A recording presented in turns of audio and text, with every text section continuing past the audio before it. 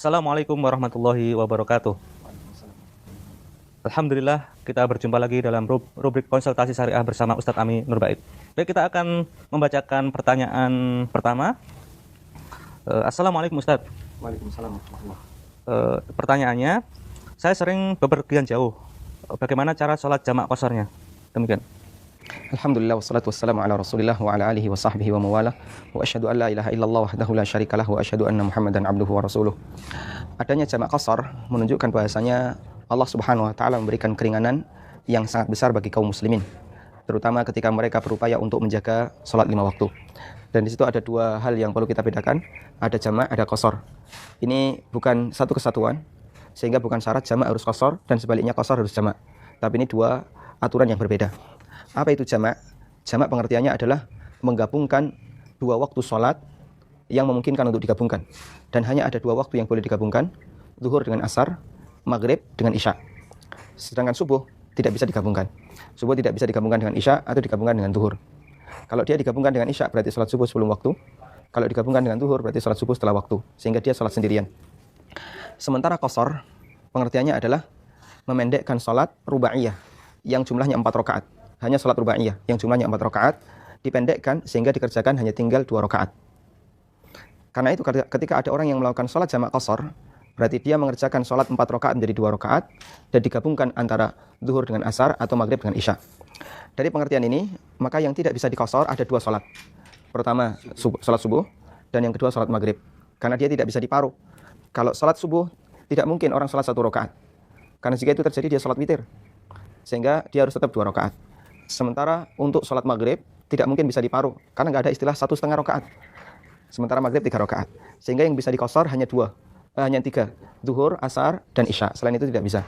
Saya pernah menyaksikan ada orang yang salah paham dalam masalah memahami qasar ketika dia sholat di terminal begitu. Dia sholat jamak qasar maghrib dengan isya. Ketika dia sholat maghrib, dia sholat 2 rakaat. Pada saat kami ingatkan, Pak ini kurang 1 rakaat, dia bilang, saya qasar. Dan qasar harus 2 rakaat. Menurut dia maghrib juga harus diqasar, padahal itu termasuk kesalahan. Kemudian apa dalil atau kapan seorang disyariatkan untuk melakukan jamak dan seorang disyariatkan untuk melakukan qasar? Ada batasan yang perlu Anda perhatikan, karena ini 2 aturan yang berbeda, maka masing-masing memiliki batasan yang berbeda. Untuk qasar yang perlu kita tanamkan adalah qasar sama dengan safar. Qasar sama dengan safar. Artinya kalau orang mau qasar, maka syaratnya 1, dia harus musafir. Kalau dia bukan musafir, maka dia belum boleh qasar. Sekalipun dia sangat capek, sangat lelah, bahkan meskipun dia sakit, kepalanya pusing, tidak bisa sholat lama misalnya, tapi dia tidak musafir, ketika sholat zuhur tetap wajib 4. Ketika sholat asar tetap wajib 4. Demikian pula ketika sholat isya, tidak boleh qasar di situ. Ketika dalam perjalanan atau sudah sampai? Yang jelas dia harus dalam kondisi safar. Nanti kita akan jelaskan kapan batasan orang bisa disebut musafir. Maka di sini yang perlu kita perhatikan adalah qasar sama dengan safar. Kalau Anda musafir, silahkan qasar. Tapi kalau Anda tidak musafir, maka Anda tidak boleh qasar. Apa dalilnya? Dalilnya adalah keterangan dari sahabat Ibnu Umar radhiyallahu anhu. Beliau pernah mengatakan, "Sahibtu Rasulullah sallallahu alaihi wasallam, fakana la yazidu 'ala ar-rak'ataini fi safari, wa Abu Bakr wa Umar wa Utsman kadzalik radhiyallahu ta'ala anhum." Kata Ibnu Umar, aku pernah bersama Rasulullah SAW. Dan beliau tidak lebih melakukan salat tidak lebih dari 2 rakaat ketika beliau sedang safar. Dalam arti salat yang 4 rakaat dikerjakan hanya 2 rakaat ketika safar. Demikian pula Abu Bakar, Umar, dan Utsman. Kadzalika beliau melakukan yang sama ketika safar. Ini dalil bahasanya pada waktu orang yang safar, dia diperbolehkan untuk qasar. Dan qasar sama dengan safar. Kemudian yang kedua, yaitu jamak. Batasan dari jamak adalah jamak sama dengan butuh. Jamak sama dengan butuh. Makanya sebagian ulama mengistilahkan jamak dengan sunnatun aridah. Sunnatun aridah artinya amalan yang dilakukan secara insidental ketika orang butuh untuk melakukannya. Kenapa jamak hanya boleh dilakukan ketika butuh? Karena pada hakikatnya salat itu dikerjakan tepat waktu. Dan Allah Subhanahu wa taala mensyariatkan salat dan Allah memberikan batas waktunya masing-masing. Kata Allah Subhanahu wa taala, "Inna salata kanat 'alal mu'minina kitaban mawquta." Bahwasanya salat adalah kewajiban bagi kaum yang beriman, kitaban mawquta, kewajiban yang sudah dibatasi waktunya. Sebagaimana orang tidak sah salat sebelum waktu, orang juga tidak sah salat setelah waktu. Sementara jamak sifatnya pengecualian. Dia menggabungkan 2 waktu salat. dalam waktu yang bersamaan. Bisa dilakukan sebelum waktu di sholat yang pertama, sehingga sholat yang kedua dilakukan sebelum waktu, atau bisa dilakukan di sholat yang kedua sehingga sholat yang pertama dilakukan setelah waktu. Kalau dalam istilah itu takhir sama sholat. Bisa dilakukan takdim, ditaruh di awal waktu, atau bisa ditakhir, ditaruh di akhir waktu, dan dua-duanya boleh. Kembali kepada kebutuhan. Siapa yang butuh jamak, silahkan jamak. Sehingga siapa yang tidak butuh jamak, dia tidak boleh jamak. Karena itu jamak tidak identik dengan safar. Bolehkah orang yang tidak safar melakukan jamak? Boleh, silahkan, selama dia butuh. Sebagaimana orang yang safar juga boleh melakukan jamak ketika dia butuh. Bahkan ketika musafir dia tidak butuh jamak, maka dia tidak boleh jamak. Dia harus tetap melaksanakan sholat tepat pada waktunya. Misalnya ada seorang musafir yang singgah. Sebagaimana musafir boleh jamak ketika dia butuh, dan sebaliknya musafir juga tidak boleh jamak ketika dia tidak butuh. Misalnya musafir yang singgah di sebuah tempat, atau dia menginap di tempat saudaranya, atau di hotel. Sementara di situ kondisinya longgar, dia tidak mendesak, waktunya lapang, maka dia bisa melakukan sholat 5 waktu tepat waktu. Setiap adzan dia nganggur, dia kosong. Dalam kondisi ini dia tidak boleh untuk melakukan jamak. Kalau qasar dia boleh. Sehingga belum tentu antara qasar dan jamak digabung. Tapi kalau musafir itu betul-betul butuh jamak, misalnya dia dalam perjalanan, kalau dia harus tepat waktu akan kerepotan. Karena dia mungkin masih di jalan, nanti nggak bisa mampir masjid, atau nggak dapat air wudhu, maka dia boleh jamak. Dan di saat yang sama dia qasar. Pada kesempatan itulah dia menggabungkan kedua-duanya, jamak sekaligus qasar. Ini batasan yang perlu kita perhatikan. Sekarang mungkin Anda akan bertanya, apa dalil kalau jamak itu harus sesuai kebutuhan? Dalilnya adalah pernyataan Ibnu Abbas radhiyallahu anhuma dalam hadis yang diriwayatkan oleh Muslim.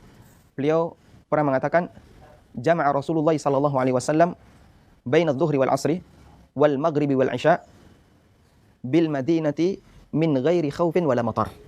Rawahu Muslim. Kata Ibnu Abbas, Rasulullah sallallahu alaihi wasallam menjamak antara zuhur dan asar, maghrib dengan isya di Madinah. Berarti beliau tidak sedang safar. Beliau lakukan itu di Madinah bersama para sahabatnya. Min ghairi khaufin wala matar. Bukan karena alasan takut, bukan karena alasan suasana genting, misalnya ada orang dari luar yang mau menyerang, wala matar, dan bukan juga karena alasan hujan. Ketika Ibnu Abbas ditanya, kenapa Rasulullah sallallahu alaihi wasallam melakukan itu? Kata Ibnu Abbas, kaila yuharrija ummatahu. Karena beliau tidak ingin memberatkan umatnya. Berarti ini dalil latar belakang kenapa Nabi sallallahu alaihi wasallam melakukan jamak di Madinah adalah karena beliau ada sebab, butuh beliau, yaitu tidak ingin memberatkan umatnya. Karena itu dalam masalah jamak, ketika orang butuh silahkan, sekalipun dia tidak sedang safar. Misalnya ada orang yang sedang sakit, ya, ada orang yang sedang sakit, kemudian dia butuh untuk istirahat lebih panjang, akhirnya dia sholat maghrib sekaligus jamak dengan isya, terus dia tidur, mungkin sampai subuh dia baru bangun. Atau ketika ada orang yang mau menjalani operasi atau persalinan, sementara dia belum keluar nifas misalnya, kemudian dia ingin melakukan sholat, maka bisa dijamak, biar nanti rentang waktunya lebih panjang, karena sesuai kebutuhan. Kemudian apa batasan musafir? Jadi musafir, ulama berbeda pendapat tentang batasannya, dan kita gunakan pendapat jumhur ulama. Jumhur ulama mengatakan batasan safar adalah ketika orang sudah melakukan perjalanan dalam jarak sejauh 4 barid. 4 barid itu kalau kemudian dikonversi dengan ukuran di zaman kita kurang lebih 80 kilo. Ketika seorang sudah melakukan perjalanan sejauh 80 kilo, maka dia sudah berstatus sebagai musafir. Dan pada saat dia sudah keluar dari kampungnya, sudah keluar dari negerinya, maka dia sudah boleh qasar. Sebagaimana Nabi SAW melakukan qasar di Dzulhulaifah ketika beliau menuju Mekah. Kata Anas bin Malik radhiyallahu anhu dalam hadis riwayat Bukhari Muslim, "Shalla Nabi SAW bil Madinati arba'an wa bidil khulaifati rak'atain." Kata Anas bin Malik, Rasulullah sallallahu alaihi wasallam di Madinah beliau salat 4 rakaat. Kemudian beliau salat di Dzulhulaifah 2 rakaat. Kenapa di Dzulhulaifah beliau sudah salat 2 rakaat? Artinya sudah qasar. Karena jarak atau karena ketika beliau sudah di Dzulhulaifah, beliau sudah keluar dari Madinah. Padahal jarak antara Dzulhulaifah dengan Madinah masih sangat dekat, kurang lebih 10 kilo. Atau mungkin lebih sedikit. Hanya secara itu Nabi sallallahu alaihi wasallam sudah qasar. Berarti beliau sudah status sebagai musafir. Maka orang misalnya keluar dari Jogja dan sudah meninggalkan seluruh kampung Jogja, bagian dari Jogja, meskipun jaraknya masih dekat dengan batas kota Jogja. Kalau Prambanan dia masih masuk wilayah Jogja, ya. Kalau masih sekitar Klaten masih masuk wilayah Jogja. Misalnya dia sudah agak ke timur, mungkin mendekati Solo, ya. Maka dia sudah boleh melakukan qasar ketika dia mau melakukan perjalanan jauh sejarak 80 kilo. Misalnya dia mau ke Sragen, ya, ke arah timur, ke arah Sragen, atau ke arah Surabaya, keluar dari Jogja, dia sudah boleh untuk melakukan qasar. Wallahu taala alam. Ya semoga bisa dijadikan panduan karena masih banyak kaum muslimin yang kebingungan tentang masalah dua hal ini antara jamak dan qasar. Terima kasih Ustadz atas jawabannya. Demikian pemirsa jawaban Ustadz Ami tentang permasalahan jamak qasar. Mudah-mudahan kita bisa mengambil manfaat. Kurang lebihnya mohon maaf. Wassalamualaikum warahmatullahi wabarakatuh.